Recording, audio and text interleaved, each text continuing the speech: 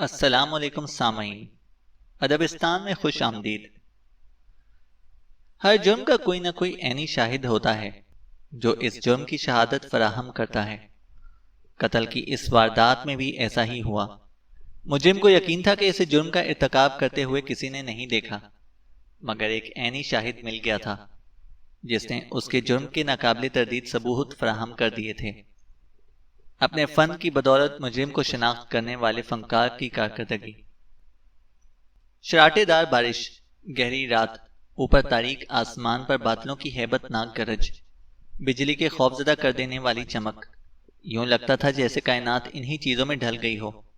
पानी से तरबतर तारीक और वीरान सड़क पर एक मुनासिब रफ्तार से रवां दवां कार की हेडलाइट्स रोशन थी। वाइपर्स चल रहे थे। विंड स्क्रीन पर लकीरों और छींटों की तरह पानी गिर रहा था। अंदर स्टीयरिंग पर मौजूद शख्स के मुंह में सुगार दबा हुआ था। वो किसी गहरी सोच में मुस्तगरक था।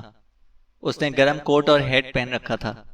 हैट पहनना इसकी कमजोरी थी, वरना वो कोई गोरा ना था, इंडियन था। जिस इलाके की सड़क से वो गुजर रहा था वो भारतीय रियासत मगरबी बंगाल के दारुल हुकूमत कलकत्ता का हगली नामी कस्बा था। दरियाए हिगली के किनारे वाक़ होने के सबब इसका नाम यही पड़ गया था। सड़क के दाएं जानिब पटसन के कारखानों की चिमनियां वीरान पड़ी थीं। इस धुआंधार और बरसते मौसम की अंधेरी रात में इस कार सवार की मंजिल कोई भी रही हो, मगर इस वक्त इसने पुरसोच अंदाज में अपने होंठ खींच रखे थे। सुगार इसके होंठों के बीच में दबा हुआ था, जिसे कभी वो चाहता एक हाथ से निकालकर उंगलियों में दाबकर लहजा भरकर खुद कलामियां बड़बड़ाने लगता। यूं लगता था कि जैसे कार के साथ साथ उसके सोचते हुए जहन में भी कुछ हलचल हो रही हो। उस रोज भी ऐसा ही घोर अंधेरा था, ऐसी ही मूसलाधार बारिश हो रही थी जब नीना पुरस्कार तौर पर गायब हो गई थी। 4 हफ्ते बीत चुके थे। इस तारीख और भीगी हुई रात में वो अब भी इधर ही कहीं किसी जगह पर मौजूद होगी, मगर जिंदगी की हरारत से महरूम, बेजान और सर्द किसी ऐसी जगह जहां इसके शौहर सुंदर ने उसे छोड़ा था। इस तारीख रात और आसमान से बरसते हुए पानी ने उसे इस तरह दुनिया की नजरों से ओझल कर दिया था कि आज तक कोई भी इसके बारे में जान नहीं सका था कि वो यकायक कहाँ गायब हो गई थी। सुंदर दास को यकीन था कि उसे कत्ल करके लाश गायब कर दी गई है। कई मर्तबा सोचने के बावजूद वो अपने इस ख्याल को जहन से झटक नहीं सका था कि उसे कत्ल कर दिया गया है। ताहम इस यकीन के होते हुए भी वो इसे साबित नहीं कर सकता था। इस महकमे में मुलाजमत करते हुए उसे 15 साल का अरसा बीत चुका था, लेकिन वो इतना मुस्तरिब कभी भी नहीं हुआ था और ना ही कभी किसी जुर्म को साबित करने के लिए उसने इतनी संजीदगी से सोचा था। माजी में अक्सर ऐसा हुआ था कि कभी कोई केस उलझ जाता तो वो फाइल दूसरे अफसर के हवाले कर देता, लेकिन इस वक्त मामला कतई बरक्स था। इस औरत की गुमशुदगी तो इसके दिमाग पर मुसल्लत होकर रह गई थी। इन 4 हफ्तों में कोई ऐसा लम्हा नहीं बीता था जब सुंदर दास ने इसके मुतालिक ना सोचा हो। ये ख्याल उसके जहन में जड़ें मजबूत कर चुका था कि उसे कत्ल किया गया है और वह हर सूरत में इसे कत्ल साबित करने का तहैया कर चुका था। उसने कार रोक ली। इंजन बंद करके चंद लम्हों तक पानी की इन धारों को देखता रहा जो आसमान से बहकर बह रही थी। फिर उसने दरवाजा खोला और नीचे उतर आया। गली उबूर करते हुए वो इस तरह शराबूर हो चुका था जैसे पानी में गहरा गोता लगाकर आया हो। सड़क पर पानी टखनों से ऊपर था। वो इस तरह पानी में चलता हुआ नौचंद थिएट्रिकल कंपनी के स्टेज वाले दरवाजे में दाखिल हो गया और कपड़े छटकने लगा जो तर हो रहे थे। सर पर रखा हुआ फ्लैट हैट उतारकर इस तरह निचोड़ा जैसे कोई कपड़ा धोकर निचोड़ रहा हो। बाल सर से चिपके हुए थे। कुशादा पेशानी पर फिक्र तशवीश की लकीरें नुमायां थीं। वो ना तो इतना कम उम्र था कि उसे नौजवान कहा जा सकता और ना ही इसका शुमार अधेड़ उम्र के अफराद में किया जा सकता था, लेकिन इस वक्त वो अपनी उम्र से कहीं ज्यादा नजर आ रहा था। सुता हुआ चेहरा देखकर उसकी इस कैफियत का अंदाजा होता था जैसे वो कुछ करना चाहता हो, लेकिन बेबसी ने जकड़ रखा हो। इस शहर में अभी तक थिएटर की रिवायत बरकरार थी, मगर इसका क्लासिकल अदब से दूर दूर तक कोई वास्ता ना रहा था। ये थिएटर ऐसा ही था जो लिच्चरबाजी, फहिश गीतों के साथ उड़िया डांस और आवाजें कसने और कैट कॉलिंग पर मुश्तमिल होता है। ताहम इन वाहियात से ड्रामों में भी समाजियात का भी कहीं ना कहीं दखल रहता है। बहरकैफ दरवाजे के अंदर खड़े थिएटर के एक मुलाजिम ने उसे इस छोटे से ड्रेसिंग रूम में पहुंचा दिया जहां मास्टर डिसूजा बैठा हुआ पाइप पी रहा था। उसके करीब ही इसका एक बंगाली मुलाजिम मौजूद था। मास्टर डिसूजा तवीलुल कामत कसरती बदन और चौड़े शानों का मालिक था। स्याह घुंघरियाले बाल और काली चमकती हुई आंखें। इन आंखों में सांप का सा सहर था कि जब वो पलक झपके बगैर चंद लहजों तक किसी को मुसलसल देखता रहता तो वो बुरी तरह बदहवास हो जाता। सुंदरदास अक्सर किसी अहम मसले पर इससे सुलह मशवरा जरूर करता था, क्योंकि इसके मुताबिक मास्टर डिसूजा एक गुर्गे बारह दीदा आदमी था। स्टेज भी एक दुनिया होती है, यहाँ वो हर किस्म के लोगों को आता जाता और इनके अतवार को भांपती हुई नजरों से देखता रहता था। उनके मिजाज से भी वाकिफ होता था। बकौल अक्सरियत के इसने एक दुनिया देख रखी थी। कहने को क्रिश्चियन था, मगर मजहब से ज्यादा इसे इंसानियत का पैरोकार समझा जा सकता था, जबकि हकीकत भी यही थी कि हर मजहब इंसानियत का ही दर्स देता है। इंस्पेक्टर सुंदरदास का वो एक पुराने केस के हवाले से दोस्त भी बन चुका था। थिएटर का स्टेज ड्रामा शो तकरीबन 1 घंटा पहले शुरू हो चुका था। उसमें मास्टर का भी किरदार था, लेकिन उसके प्रोग्राम में अभी कुछ वक्त बाकी था। वो जायका बदलने के लिए जादुई कमालात दिखाया करता था, साथ ही छोटे मोटे रोल भी कर लिया करता था। सुंदरदास सामने पड़ी कुर्सी के किनारे पर टिक गया। उसके लिबास जूतों से निचड़ने वाला पानी फर्श पर बह रहा था। वो जहन में ऐसे अल्फाज तरतीब देने की कोशिश कर रहा था जिनके सहारे वो अपना माजियुल ज़मीर इस तरह वाज़े तौर पर बयान कर सके कि इसमें कोई झोल महसूस ना हो। मैं एक ऐसे कत्ल के बारे में बात करना चाहता हूँ जिसका कोई सुराग नहीं मिल रहा। इसे एक मुकम्मल तरीन जुर्म कहा जा सकता है और मैं इस जुर्म को साबित करना चाहता हूँ।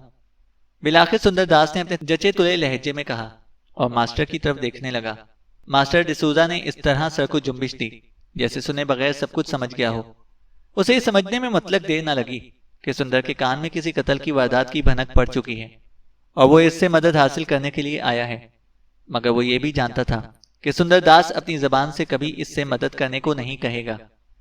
हमारा ख्याल है कि वो मर चुकी है, लेकिन सही सूरत हाल का इल्म नहीं। सुंदरदास इसके जवाब का इंतजार किए बगैर आगे बोला, मैं समझता हूं कि इसे कत्ल कर दिया गया है, और अगर वो वाकई मर चुकी है तो आज तक इसकी लाश क्यों दस्तयाब नहीं हो सकी।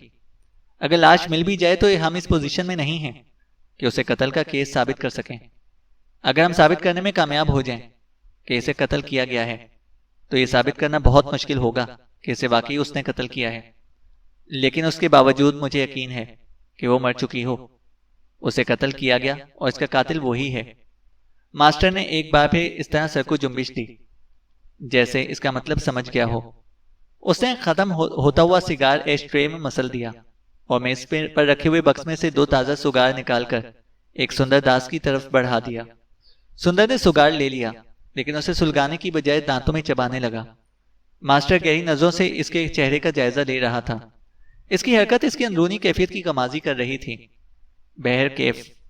चंद लम्हों की खामोशी के बाद वो दोबारा मोहतात लहजे में कहने लगा, वो 2 जनवरी की रात थी। ऐसी ही तूफानी बारिश हो रही थी। बिजली का निजाम दरहम बरहम होकर रह गया था। आधे घंटे तक पूरा शहर तारीकी में डूबा रहा। किसी किसी मकान में लैंप की रोशनी और सड़कों पर कहीं कहीं किसी गाड़ी की हेडलाइट्स की रोशनी के अलावा पूरी कायनात तारीकी में लिपटी हुई थी। ऐसी ही तारीक और तूफानी रात में वो मर गई। वो फिर चंद लम्हों के लिए खामोश हो गया, जैसे उसके जहन में इस भयानक तूफानी रात का तस्वुर उभर आया हो। मास्टर डिसूजा ने एक बार फिर सर हिलाया, जैसे सुंदर दास की बातों से इसके अंदरूनी जज्बात को पूरी तरह समझ रहा हो। सुंदर कुछ देर तक सुगार का कोना चबाता रहा, फिर दोबारा कहना शुरू कर दिया। वो एक जवान और हसीन औरत थी जिसके होंठों पर हर वक्त मुस्कान खेलती रहती थी। 3 साल कबल उसकी शादी एक फिल्म एक्टर से हुई थी जिसे इंडस्ट्री में मरकजी हैसियत हासिल थी। लेकिन पहले वो नानजुई को भी मोहताज था। कभी किसी फिल्म में कोई छोटा मोटा रोल मिल जाता तो 4 पैसे मिल जाते। आमतौर पर स्टूडियोज में जूते चटखाता नजर आता। लड़की की हालत भी अच्छी नहीं थी, उसकी आमदनी भी मामूली थी। वो भी बड़ी तंगी तरशी के दिन गुजार रही थी। इसी दौरान इन दोनों की मुलाकात हुई और उन्होंने फौरन शादी कर ली। वो कहते हैं ना कि औरत के दम से मर्द का नसीब खुलता है, उनकी भी किस्मत जागी। शादी के चंद ही रोज बाद इसके शौहर को फिल्मों में अच्छे किरदार मिलने लग गए। यूं कहना चाहिए कि अब किस्मत की देवी इन दोनों पर मेहरबान हो गई। इसका बैंक बैलेंस बढ़ने लगा। आज वो फिल्म इंडस्ट्री में सफ़े अव्वल का अदाकार समझा जाता है। दोनों हाथों से दौलत समेट रहा है। सुंदरदास खामोश होकर सुगार सुलगाने लगा। उसके हाथ में हल्का सा लर्जा साफ महसूस हो रहा था। सुगार के 2-3 कश लेने के बाद वो अपनी बात जारी रखते हुए कहने लगा, उसके मुतालिक वजाहत करने के लिए इतना ही कह देना काफ़ी है कि वो लंबे कद और मुतनासिब जिस्म का मालिक है, चेहरे की रंगत तांबे जैसी, आबदार मोतियों की तरह गैर मामूली तौर पर सफ़ेद, आंखों की चमक ऐसी इसरार भरी कि इससे मिलने वाली कोई भी औरत मुतासिर हुए बगैर नहीं रह सकती। महज औरतों की पसंदीदगी की वजह से ही वो फिल्म इंडस्ट्री में सबसे ज़्यादा मकबूल है। फिल्मी सनत से ताल्लुक़ रखने वाली बेशतर बड़ी एक्ट्रेसें भी उसे पसंद करती हैं। इस वजह से भी उसे ज़्यादा से ज़्यादा फिल्मों में चांस मिल रहे हैं। खुसूसन एक अदाकारा तो इस पर बहुत ही मेहरबान है। गो के उम्र में वो इससे बहुत बड़ी है, लेकिन अपनी मकबूलियत और इख्तियारात की बिना पर इसके लिए बहुत कुछ कर सकती है। मगर ये ऐसी वक्त हो सकता है जब वो अपनी बीवी से निजात हासिल कर ले। तो मेरा मतलब अच्छी तरह समझ चुके होंगे। वो अपनी बीवी से निजात हासिल करना चाहता है, लेकिन उसे तलाक नहीं दे सकता, क्योंकि उसके पास ऐसी कोई बुनियाद मौजूद नहीं जिसकी बिना पर यह कदम उठा सके। वो समझता है कि उसकी बीवी इसके पैरों की जंजीर बनी हुई है, जो उसे अपने फन की इंतहा तक पहुंचने से रोक रही है। वो इसे अपनी राह में ऐसी रुकावट समझता है जो वजनी चट्टान की तरह अपनी जगह जमी हुई है। उसे अपनी बीवी से जरा भी मोहब्बत नहीं। वो इस कदर खुदगर्ज है कि उसे अपने अलावा किसी से भी मोहब्बत नहीं। इसकी सोचों का महवर सिर्फ एक है कि किसी तरह अपनी बीवी से निजात हासिल कर ले। वो अक्सर इसे कत्ल कर देने के बारे में सोचता है या चाहता है कि उसकी बीवी किसी तरह अचानक गायब हो जाए। और 1 माह पहले जब ऐसी ही तूफानी रात में पूरा शहर तारीकी में डूब गया तो वो लापता हो गई। सुंदरदास इस कहते कहते रुक गया। उसकी आवाज भर्रा गई थी। उनकी रिहाइश वाडिका ड्राइव से आगे बीच सन पर थी। ये जगह अगरचे इसकी ख्वाहिशात के मुताबिक तो ना थी, लेकिन सरेदस्त वो इससे ज्यादा अखराजात का मुतहम्मिल नहीं हो सकता था। इसके अलावा वो यहाँ इसकी रिहाइश का एक मकसद ये भी था कि वो अपनी बीवी और सास को, जो उनके साथ ही रहती थी, अपने जानने वालों की नजरों से दूर रख सके। उसकी बीवी सही तौर पर एक वफाशुआर भी औरत थी। जब वो काम पर होता तो वो घर की देखभाल करती। बाज़ औक़ात इसे रात रात भर जाकर अपने शौहर का इंतजार करना पड़ता, जबकि वो खुद फैशनेबल जगहों पर ऐशो निशात की महफिलें जमाए रखता। इसके जानने वालों में अक्सरियत इन लोगों की थी जिन्हें ये इल्म नहीं था कि वो शादीशुदा है। रातों को इस तरह गायब रहने पर बीवी ने कभी शिकवा भी नहीं किया और ना ही किसी किस्म की रोक टोक की। उसे तो कभी अंदाजा नहीं हो सका कि वो इससे शादी करके पछता रहा है। वो एक सीधी सादी औरत थी और अपनी वफादारियां निभा रही थी। सुंदरदास रुक गया। सिगार का कश लगाने के बाद पहले से भी ज्यादा मध्यम लहजे में कहने लगा। शौहर की अदम मौजूदगी में वक्त गुजारने के लिए वो पहाड़ियों में लंबी सैर को निकल जाती या अकेली फिल्म देखने को चली जाती। इस रात यानी 2 जनवरी की रात, जबकि इसकी माँ कहीं ब्रिज खेलने के लिए गई हुई थी और शौहर काम के सिलसिले में घर से बाहर था, वो अशोका थिएटर का शो देखने चली गई। 8 बजे के करीब इसकी माँ वापस आ गई और चंद सेकंड बाद ही इसका शौहर भी पहुंच गया। शौहर को घर आए हुए ज्यादा देर नहीं हुई थी। बीवी ने उसे फोन किया। कई रोज से बारिश हो रही थी। हिगलिप की पूरी वादी सैलाब की जद में थी। सैलाब के रेले वाडिका बीच के एक पुल को भी बहाकर ले गए थे, जिसके साथ ही पुल पर मौजूद 12-13 अफराद भी लापता हो गए थे। कुछ इलाके महफूज रहे, लेकिन बारिश की वजह से उसे घर आने के लिए कोई टैक्सी वगैरह नहीं मिल रही थी। वो थिएटर के सामने मुंतजिर खड़ी है, वो खुद इसे आकर ले जाए। इसके शौहर ने फौरन ही वहां पहुंचने का वादा कर लिया। यूं वो कई रोज से अपनी बीवी से छुटकारा पाने की स्कीमें सोच रहा था। लिहाजा उस रात बीवी का फोन रिसीव करते ही उसके जहन में फौरी तौर पर एक ऐसी तरकीब जन्म ले चुकी थी जिस पर अमल करके वो अपना मकसद हासिल कर सकता था। हमारी मालूमात के मुताबिक उस रोज इस फिल्म एक्ट्रेस ने भी उससे वादा किया था कि अगर वो इसकी बात मान ले तो उसे अपनी आइंदा फिल्म में हीरो का किरदार लेकर देगी। अब ये अंदाजा लगाना मुश्किल नहीं कि एक्ट्रेस ने इससे कौन सी बात मनवानी चाहिए होगी। इसमें शुबा नहीं कि उस रात से पहले भी वो अपनी बीवी को कत्ल करने के बारे में सोचता रहा था और इस रात उसे सुनहरी मौका मिल गया। फोन रिसीव करने के 10 मिनट बाद जब वो घर से निकला तो इस वक्त बिजली का निजाम फेल हो जाने से पूरा शहर तारीकी में डूब चुका था। कहते कहते सुंदरदास खामोश हो गया और अपने अल्फाज में जोर पैदा करने के लिए आगे की तरफ झुककर मास्टर डिसूजा के घुटने पर उंगली मारता हुआ आगे बोला। पूरा शहर तारीकी आगोश में था। ऐसे मौके पर जबकि बुलंद आवाज में बजने वाले म्यूजिक भी अचानक खामोश हो जाए, एक एक गोशा कब्र जैसी तारीकी और सन्नाटे में डूब जाए, तो इंसान अजीब सी कैफियत महसूस करने लगता है। हाँ, तो मैं बता रहा था कि उस रात क्या वाकया पेश आया। वो ज्यादा देर तक घर से बाहर नहीं रहा, सिर्फ 45 मिनट बाद ही वापस आ गया, लेकिन अकेला। उसकी बीवी उसके साथ नहीं थी। इस वक्त तक बिजली का निजाम भी दुरुस्त नहीं हुआ था। उसके बयान के मुताबिक वो अपनी बीवी को तलाश नहीं कर सका। अशोका थिएटर के सामने कार रोककर वो बहुत देर तक इसकी जस्तजू में इधर उधर घूमता रहा, मगर वो इसे कहीं भी ना मिली। उसका ख्याल था कि उसे कोई ना कोई टैक्सी मिल गई होगी, या जिस वक्त बिजली फेल हुई थी वो डर के मारे पैदल ही घर की तरफ चल दी होगी। जब वो घर में दाखिल होगा तो वो इससे पहले ही वहां पर पहुंच चुकी होगी, लेकिन ऐसा नहीं हुआ। वो घर नहीं पहुंची और अब इस आदमी ने अपनी बीवी की गुमशुदगी की इत्तला देते हुए अपनी राम कहानी सुनाई है कि तारीकी की वजह से वो इसे थिएटर के आसपास तलाश नहीं कर सका था और इसके बाद से अब तक वो लापता है। यूं इसकी कहानी सुनने के बाद हमने इसकी बीवी का हुलिया टीवी, अखबारात, हत्ता कि सोशल मीडिया पर भी फैलाने का वादा कर लिया। उस रात 20 अफराद बारिशी सैलाब में गुम हो और बह गए थे। उनमें से कुछ तो जिंदा या मुर्दा दस्तयाब हो गए थे, लेकिन कुछ अब तक लापता हैं। हमारा ये ख्याल था कि उसकी बीवी का शुमार भी ऐसे ही लोगों में होगा जो अभी तक लापता हैं। उसकी बीवी की तलाश के सिलसिले में उस रात हमारी तहकीकात महज सतही थी। ये सिर्फ चंद रोज पहले की बात है कि हम पूरी संजीदगी से मामले की छानबीन करने लगे, लेकिन इस वक्त बहुत देर हो चुकी थी।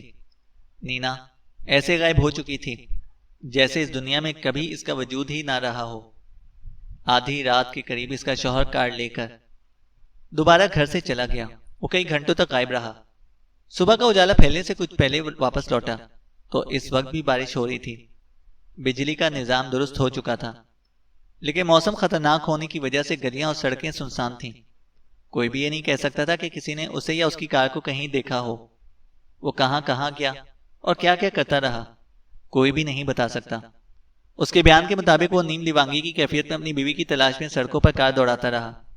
जगह जगह रुककर उसका नाम लेकर पुकारा, इस उम्मीद पर कि हर तरफ घूमता रहा कि शायद उसकी बीवी भटकती हुई कहीं मिल जाए, लेकिन उसकी तलाश का कोई मस्बत नतीजा बरामद ना हुआ। मगर क्या तुम जानते हो कि हम किस नतीजे पर पहुंचे हैं? सुंदरदास खामोश होकर दोबारा मास्टर डिसूजा के घुटने पर उंगली मारने लगा। फिर अपनी बात को दोबारा जारी रखते हुए बोला, हमारा ख्याल है कि इसने अशोका थिएटर के सामने तारीकी में अपनी बीवी को तलाश कर लिया था और वो इसकी कार में बैठ भी गई थी। इस वक्त घोर तारीकी के सबब कोई भी ये नहीं देख सकता था कि वहां कौन सी कार में कौन था और वहां से कार में कौन सवार हुआ था। बीवी को कार में बिठाने के बाद वो घर की तरफ रवाना हो गया। उसकी मौजूदगी से उसका दिमाग बुरी तरह सुलग रहा था और फिर अचानक जैसे बिल्कुल गैर इरादी तौर पर उसने कार एक गली के मोड़ पर रोक ली। इस वक्त तक बिजली नहीं आई थी। रात के चीखते हुए सन्नाटे में दूर दूर तक किसी का वजूद नहीं था। विंडशील्ड और खिड़की के शीशों पर पानी की चादर फैली हुई थी। उसने कार रोकने के बाद अचानक ही बीवी का गला दबोच लिया और उसकी मौत का यकीन कर लेने के बाद लाश को डिग्गी में बंद करके घर पहुंच गया। फिर हमें इसकी गुमशुदगी की इत्तला दे दी। इसके बाद ही आधी रात के वक्त वो कार लेकर घर से निकला, जिसके बारे में उसका कहना है कि वो सड़कों पर अपनी बीवी को तलाश करता रहा था, जबकि हकीकत यह है कि वो इस दौरान में इसकी लाश को ठिकाने लगाने का काम करता रहा। इसने लाश को किसी ऐसी जगह छुपा दिया जहां हम तलाश ना कर सकें। सुंदरदास के लहजे में तलखी सी आ गई, जिसे मास्टर डिसूजा को अंदाजा लगाने में चंदा मुश्किल पेश नहीं आई कि इस केस में उसकी दिलचस्पी महज फराइज की अदायगी के लिए नहीं, बल्कि उसके जज्बात का भी कुछ अमल दखल है। हिगली के बारे में तुम अच्छी तरह जानते हो मास्टर कि ये कैसा इलाका है। सुंदरदास इसे मतवज्जा करके दोबारा कहने लगा, ये एक वसी और अरीज पहाड़ी खित्ता है जहां जगह जगह गार, खाइयां, दरिया, झीलें और मुनहरिम शुदा कानें बिखरी पड़ी हैं। यहाँ शहरी हदूद के अंदर भी किसी लाश को छुपाना कोई मसला नहीं है। फर्ज करो कि इसने पहले से कोई ऐसी जगह सोच रखी हो। अगर ऐसा है तो इसकी लाश दरियाफ्त करना हमारे लिए किस कदर नामुमकिन हद तक मुश्किल और दुश्वार काम होगा। वो कोई मौजज़ा ही होगा कि हम लाश तक पहुंच जाएं। मेरा ख्याल है कि हम इसकी लाश दरियाफ्त कर लेंगे। मास्टर ने पहली बार जबान खोली। लेकिन मसला तो यह है कि लाश मिलने के बाद भी हम इसके शौहर का जुर्म साबित नहीं कर सकेंगे और वो मुजरिम होने के बावजूद आजादी से दंदनाता फिरेगा।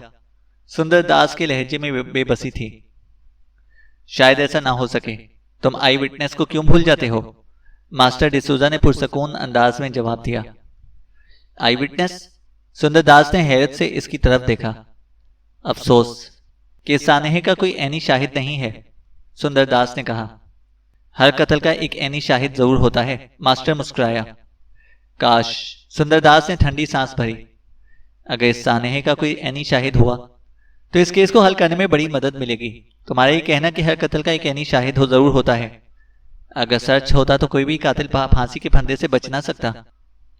हर कत्ल का एक ऐनी शाहिद जरूर होता है, मास्टर ने पहले से ज्यादा मुतासिर कुन और पुरजोर लहजे में कहा और अपनी बात को दोहराया। तुम क्यों भूल जाते हो इंस्पेक्टर के कातिल भी तो एक तरह से ऐनी शाहिद ही होता है, अपने ही जुर्म का। यह अलग बात है कि बाज हालात में किसी भी ऐनी शाहिद को जबान खोलने पर इतनी आसानी से आमादा नहीं किया जा सकता, लेकिन तुमने जो सूरत हाल बताई है उसके तहत मुझे यकीन है कि हम इसे जबान खोलने पर मजबूर कर देंगे। सबसे पहले हम लाश दरियाफ्त करेंगे और मेरा ख्याल है कि वो शख्स जिसने यह हादसा अपनी आंखों से देखा है तुम्हें इतनी शहादत फराहम कर देगा कि तुम कातिल को इस जुर्म की सजा दिलवा सको। सुंदरदास ने कुछ कहने के लिए मुंह खोला लेकिन खामोश हो रहा। उसे मास्टर की अव्वलुज जिक्र मंतक समझ ही नहीं आई थी। शायद मास्टर का मतलब वो अब तक नहीं समझ सका था, लेकिन इसकी अपनी कैफियत ये थी कि कुव्वत बर्दाश्त अब जवाब देती जा रही थी। इधर मास्टर अपनी बात जारी रखते हुए आगे कह रहा था।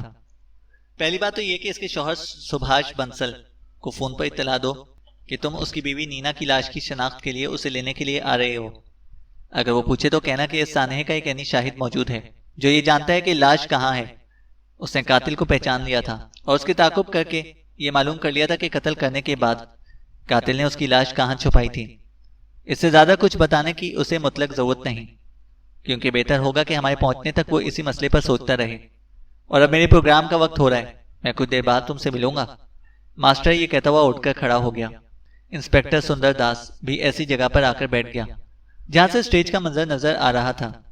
वो स्टेज पर मास्टर के मखसूस हैरत अंगेज कमालात देखता रहा और आधी रात के करीब जब शो खत्म हुआ तो मास्टर ने ड्रेसिंग रूम में आकर लिबास तब्दील कर लिया और थिएटर से निकलकर सुंदरदास की कार पर वो वस्ती इलाके की तरफ रवाना हो गए। उसका नाम सुभाष बंसल था। इंस्पेक्टर सुंदरदास की कॉल इसे आ चुकी थी। अब वो पहाड़ी पर वाक़ अपने बंगला नुमा मकान में अकेला बैठा बेचैनी से उनका इंतजार कर रहा था। मकान की खिड़कियों से शहर की सुर्ख और नीली बत्तियां नजर आती थीं। बाहर बारिश अब भी शिद्दत से हो रही थी। सुंदरदास और मास्टर डिसूजा जब कार से उतरकर मकान के अंदर दाखिल हुए तो इनके कपड़ों से पानी निचड़ रहा था। सुभाष को देखकर सुंदरदास की आंखों में ऐसी चमक उतर आई जिसमें बैक वक्त उम्मीद की झलक भी थी और मायूसी की रमक भी। सुभाष ही वो आदमी था जिसे वो फांसी के फंदे तक पहुंचाना चाहता था। उसके इन ख्यालात से सुभाष भी बखूबी आगाह था, लेकिन जानता था कि सुंदरदास इसका जुर्म साबित नहीं कर सकता। उसके खिलाफ कोई शहादत नहीं थी। दूसरी तरफ सुंदरदास भी इन्हीं कैफियत का शिकार था, लेकिन फर्क इतना था कि सुभाष मुतमईन था और सुंदरदास मायूस व बेबस। तुमने फोन पर बताया था इंस्पेक्टर कि मेरी पत्नी नीना को तलाश कर लिया गया है? सुभाष ने बाई बाई इन दोनों के चेहरों का जायजा लेते हुए पूछा। आखिर में इसकी नजरें लहीम शही मास्टर डिसूजा पर जमकर रह गईं। सुंदरदास ने मास्टर का तारुफ कराने की जरूरत नहीं समझी थी। मैंने कहा था कि हम तुम्हें इस तक लेकर जाएंगे, सुंदरदास ने बेपरवाही से जवाब दिया। कहाँ? सुभाष ने पूछा। उसकी आंखों में तशवीश झलकने लगी थी। जहां कातिल ने उसकी लाश छुपा रखी है, सुंदरदास ने कहा। कातिल? सुभाष के मुंह से बेख्तियार निकला। अब वो एकदम परेशान नजर आने लगा था। मास्टर सोच रहा था कि अगर वो वाकई मुजरिम था तो इस वक्त बड़ी शानदार अदाकारी कर रहा था। क्या तुम्हें यकीन है कि उसे कत्ल कर दिया गया है? तुम्हें कोई गलत फहमी तो नहीं हुई इंस्पेक्टर? बहरहाल ये तुम्हारी जिम्मेदारी है, लेकिन मैं ये जरूर जानना चाहूंगा कि इसका कातिल पकड़ा गया या नहीं, उसने बेमोहरी से पूछा। तुमसे लाश की शिनाख्त करवाने के बाद हम फौरन ही उसे पकड़ लेंगे, सुंदरदास ने उसके चेहरे पर नजरें जमाते हुए कहा। खुशकिस्मती से एक ऐनी शाहिद ने उसे कत्ल करते और लाश छुपाते हुए भी देख लिया था। ये कुछ अजीब सा लगता है, सुभाष कंधे उचकाकर उलझे हुए लहजे में कहने लगा। तकल्लुफ बरतरफ, मुझे इस बात का यकीन नहीं कि तुम मेरी बीवी को तलाश कर चुके हो। मैं ये मानने को भी तैयार नहीं कि उसे कत्ल कर दिया गया है या किसी ने उसे कत्ल होते देखा है। अगर वाकई कोई ऐनी शाहिद मौजूद है तो इससे पहले उसने जबान क्यों नहीं खोली? सुभाष कह रहा था। उसकी भी एक माकूल वजह है। सुंदरदास के लहजे में यकायक सख्ती आ गई, लेकिन अब वो हकीकत से पर्दा उठाने को तैयार है। मिस्टर सुभाष, मुझे उम्मीद है कि लाश को शिनाख्त करने के लिए हमारे साथ जाने में तुम्हें कोई एतराज ना होगा। तुम्हारे इस ताउन से हम कातिल को जल्द से जल्द कैफरे किरदार तक पहुंचाएंगे। सुभाष एक लम्हे को हिचकिचाया। उसके चेहरे की रंगत तब्दील हो गई, लेकिन जब वो बोला तो आवाज मामूल के मुताबिक और एतमाद से भरपूर लगी। मुझे कोई एतराज नहीं। तुम जानते हो कि कातिल को फांसी के फंदे पर देखने के लिए मुझसे ज्यादा और कौन बेचैन होगा। इस दौरान मास्टर ने मुंह से एक लफ्ज भी नहीं निकाला। वो खामोश खड़ा गहरी नजरों से सुभाष के चेहरे का जायजा ले रहा था। सुभाष ने भी इसकी तरफ देखा, लेकिन इसे फौरन अपनी नजरों का जाविया बदल लेना पड़ा। वो मास्टर की नजरों की ताब ना ला सका। मैं समझता हूं कि ये कोशिश बेकार होगी, लेकिन कोई हर्ज नहीं, मैं जरा कोट पहनाऊं, कहता हुआ सुभाष दूसरे कमरे में चला गया। जब वो मौसम की मुनासिबत से लिबास पहनकर आया तो सुंदरदास इशारा करता हुआ बाहर निकल गया।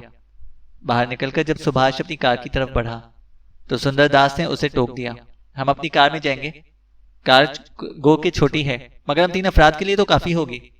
सुंदरदास ने शायद इसकी इमारत का भरम रखने के लिए या तंजन ऐसा कहा था, क्योंकि सुभाष के बंगले की पोर्च में लंबी सी गाड़ी मौजूद थी। सुंदरदास स्टीयरिंग के सामने बैठ गया।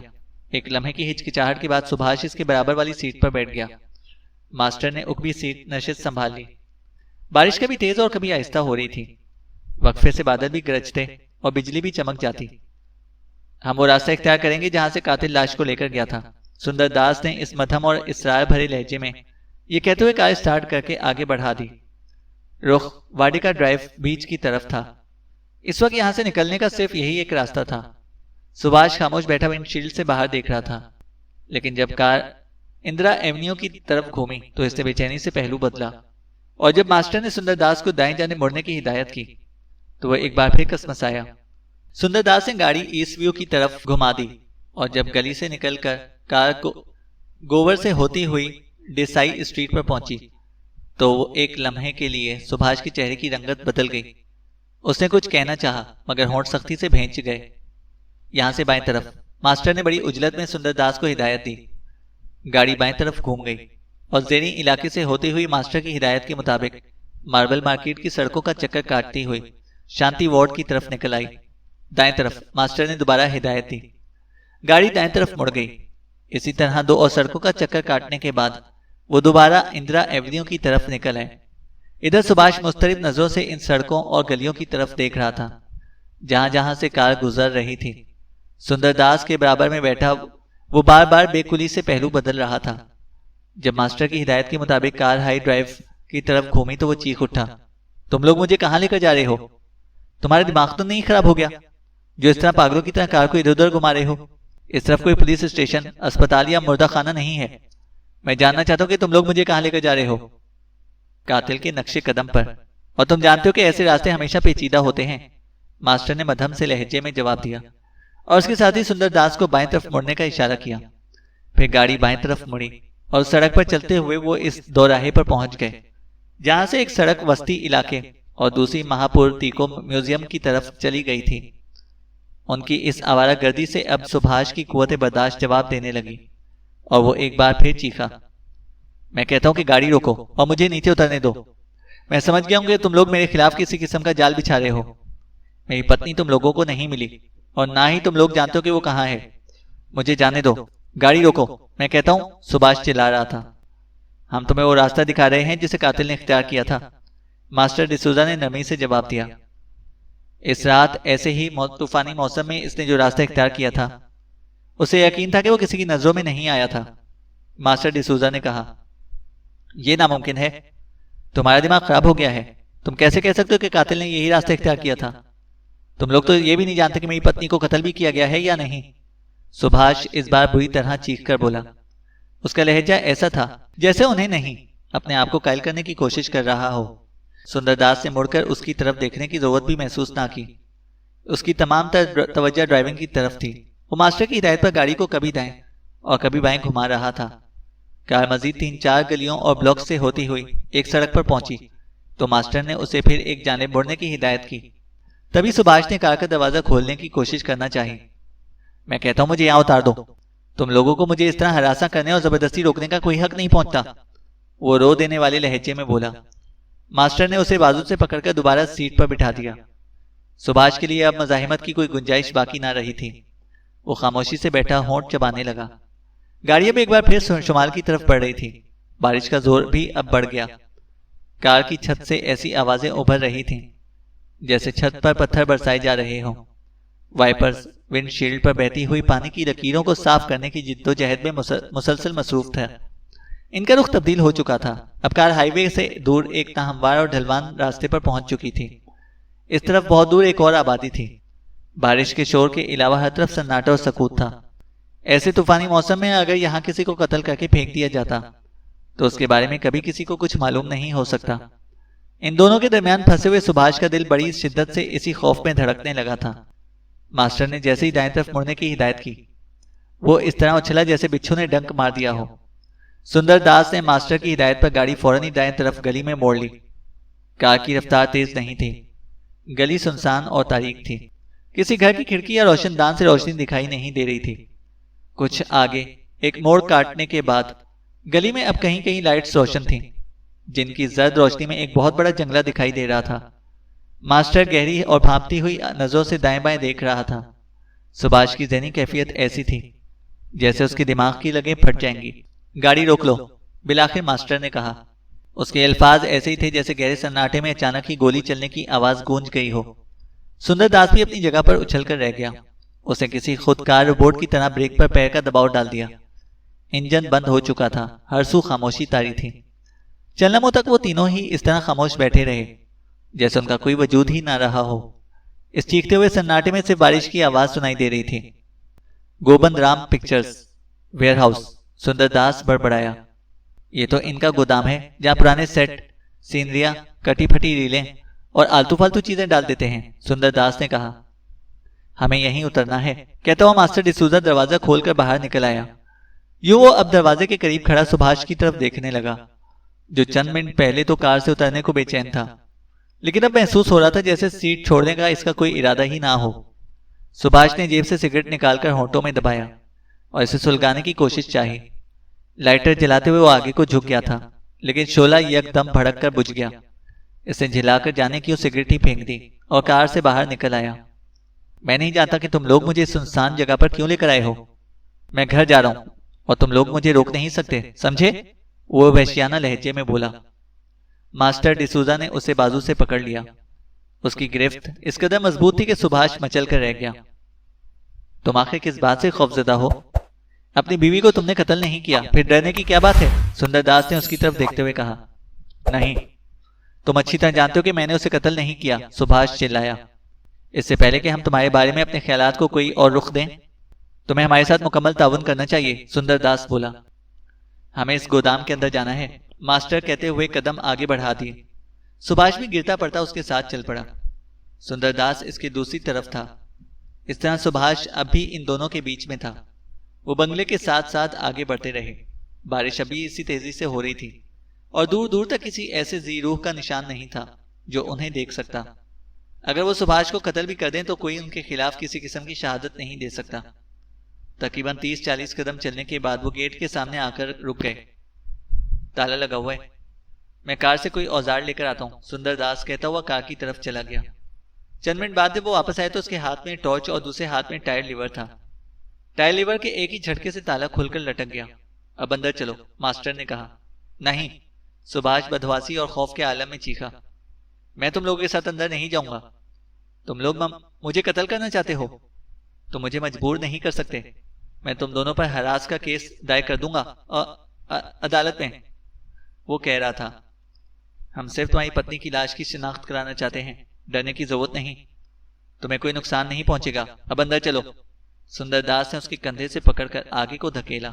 सन्नाटे में उभरने वाली शराब की आवाजें बड़ी इसरार भरी मालूम हो रही थीं। वो आगे बढ़ते रहे। सुंदरदास टॉर्च की रोशनी में आसपास का जायजा ले रहा था। एक मस्जिद का मॉडल, लकड़ी और गत्ते का बना हुआ एक रोमन किला और एहराम मिस्र के बड़े बड़े मॉडल पड़े हुए थे। मास्टर सुभाष के साथ बिल्कुल लगा हुआ छोटे छोटे कदम उठाता हुआ इस तरह आगे बढ़ रहा था जैसे किसी भी लम्हे रुक जाएगा। इस गोदाम में हर जगह कागज, गत्ते और लकड़ी की बनी हुई इमारतों के टूटे फूटे हिस्से बिखरे हुए थे। एक जगह घास फूस के बने हुए चंद झोपड़े बिखरे हुए थे, जिन्हें किसी गांव देहात का मंजर पेश करने के लिए किसी फिल्म में इस्तेमाल किया गया होगा। वो इन बिखरी हुई चीजों के दरमियान तंग से रास्ते पर चलते रहे। मास्टर ने अभी सुभाष को इस तरह अपने साथ मिला रखा था जैसे उसके भाग जाने का खतरा हो। वो एक मुख्तसर सा चक्कर काट कर दोबारा एहराम मिस्र के पास पहुंच गए। मास्टर अचानक रुक गया। उस तरफ रोशनी डालो, उसने सुंदरदास को मुखातिब किया। सुंदरदास ने फौरन ही इसकी हिदायत पर अमल किया। प्लास्टर और लकड़ी का बना हुआ एहराम मिस्र, अबुल हॉल के मुजस्मे का मॉडल जिसका सर गायब है, एक बहुत बड़ा ताबूत, नकली चट्टानें। सुंदरदास इस हर चीज पर रोशनी फेंकते हुए उसके नाम दोहराता जा रहा था। मास्टर ने उसे टोक दिया। ताबूत। इस ताबूत की नकल, जिसमें सदियों पहले किसी फिरौन को दफन किया गया था। किसी की लाश छुपाने के लिए इससे बेहतर और कोई जगह नहीं हो सकती। इसे खोलो ताकि हम ये जान सकें कि हमारे चश्मदीद गवाह का बयान किस हद तक दुरुस्त है। नहीं, सुभाष इस तरह हलक पहाड़ कर चीखा जैसे उस पर पागलपन का दौरा पड़ गया हो। तुम लोग पागल हो गए हो क्या? वो यहां नहीं है, वो यहां नहीं हो सकती। ये भी तुम लोगों की कोई चाल है। दोनों ने उसे बाहों से पकड़ लिया। सुभाष अपने आप को छुड़ाने की भरपूर जिद्दोजहद कर रहा था, लेकिन इन दोनों की गिरफ्त खासी मजबूत थी। बिलाखिर इसकी मज़ाहिमत ने दम तोड़ दिया और वो बेइख्तियार सिसकियां भरने लगा। वो दोनों खामोशी से इसकी तरफ देख रहे थे। जब सुभाष पुरसकून हो गया तो उसने उसे छोड़ दिया। सुंदर चंद लम्हों तक टॉर्च की रोशनी में ताबूत का जायजा लेता रहा। फिर टायर लीवर को कुंडे में फंसाकर एक जोरदार झटका दिया। कुंडा अलग हो गया। उसने ढकना उठा दिया। टॉर्च की रोशनी अंदर डाली गई। वो ताबूत में मौजूद थी। उसका एक हाथ इस तरह चेहरे पर रखा हुआ था जैसे आंखों को तेज रोशनी से बचाना चाहती हो, लेकिन अब बहरहाल उसे इस एहतियात की जरूरत नहीं थी।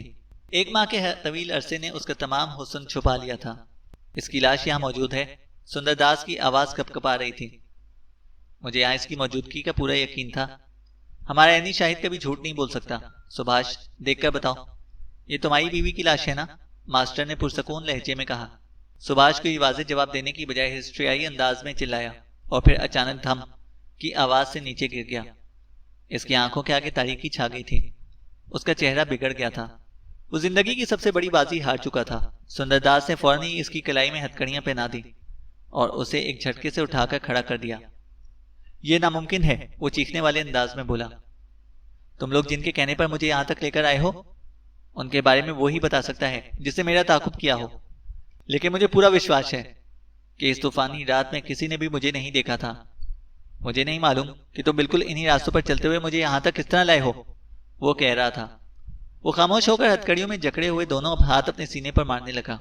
सुंदरदास ने इसके दोनों हाथ पकड़ लिए। मास्टर भी करीब आ गया और उसके चेहरे पर नजर जमाते हुए बोला, हमें यहां तक लाने वाले तुम हो।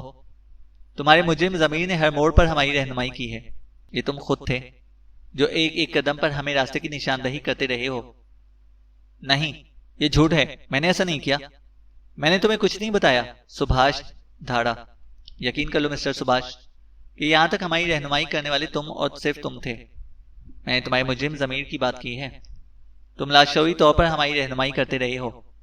जब हम सड़क का पहला मोड़ घूमे तो तुम्हारे दिमाग ने फौरन सोचा कि इस रात तुम इसी तरफ गए थे, इसलिए हमें इस तरफ नहीं घूमना चाहिए।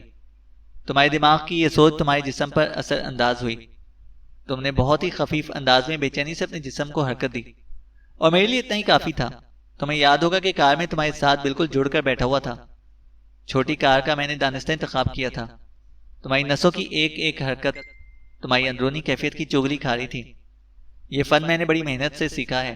किसी के आसाब की कशीदगी से बिल्कुल सही नतीजा अखज़ कर लेना हर कसो-नाकस का काम नहीं। आज शाम तुम्हारे घर पहुंचने से पहले महज इसलिए फोन पर तुम्हें इस ऐनी शाहिद के बारे में इत्तला दी गई थी कि तुम्हारे आसाब मुतासिर हो जाएं और तुम्हारा हर हर लम्हा इसके बारे में सोचते हुए गुजरे। मास्टर ने मुस्कुराते हुए मुतमईन लहजे में कहा, तुम कौन हो? तुम सुराग रसा नहीं हो, जासूस हो, पुलिस के मुखबर। सुभाष ने इसे घूरा। इसका नाम मास्टर डिसूजा है। बिलाखिर इंस्पेक्टर सुंदरदास ने मुदाखलत करते हुए जवाब देने में कहा, यह एक पेशावर शोबदाबाज है जो नौचंद थिएट्रिकल कंपनी में अपने इस फन का मुजाहिरा करता है। अपने इस फन में इसे कभी नाकामी का सामना नहीं करना पड़ा। सुंदरदास ने कहा, तब फिर तुम भी सुराग रसा या पुलिस के आदमी नहीं हो सकते। कोई इस तरह किसी के पीछे नहीं लग सकता। सुभाष अब सुंदरदास पर पलट पड़ा। मैं सुराग रसा नहीं, एक पुलिस अफसर हूं। इस केस में मेरी इतनी गहरी दिलचस्पी और आखिर तक मायूस ना होने की वजह बदनसीब नीना ही थी, क्योंकि नीना मेरी मंगेतर थी। हम दोनों शादी करने वाले थे कि तुम बीच में कूद पड़े। सुंदरदास ने मध्यम से लहजे में कहा, ओह तुम। सुभाष हिकला कर रह गया। अल्फाज हलक में अटकते हुए महसूस होने लगे। वो बमुश्किल बात जारी रख सका। तुमने झूठ बोला था कि इस वाक़े का कोई ऐनी शाहिद भी है, जबकि इसका कोई वजूद नहीं, और तुमने अय्यारी से मुझे इस जाल में फंसाया है। सुभाष ने कहा, नहीं। सुंदरदास सर हिलाते हुए मुतमईन लहजे में बोला, इस थाने का एनी शाहिद मौजूद है और यहाँ तक हमारी रहनुमाई करके ऐसी शहादत फराहम कर दी है। इसने जो तुम्हें फांसी के फंदे तक पहुंचाने के लिए काफी है। बकौल मास्टर डिसूजा के हर जुर्म का कोई ना कोई चश्मदीद गवाह जरूर होता है जो इस जुर्म की शहादत फराहम करता है, और मिस्टर सुभाष, इस केस में वो एनी शाहिद तुम हो जिसने अपने खिलाफ हमें नाकाबिल तरदीद सबूत फराहम किया है। सुभाष बंसल की आंखें दहशत ज़दा अंदाज में फटी की फटी रह गईं। चैनल को सब्सक्राइब करें और बेल आइकन को प्रेस करें ताकि हमारी हर अपडेट आपको बर वक्त मिल सके।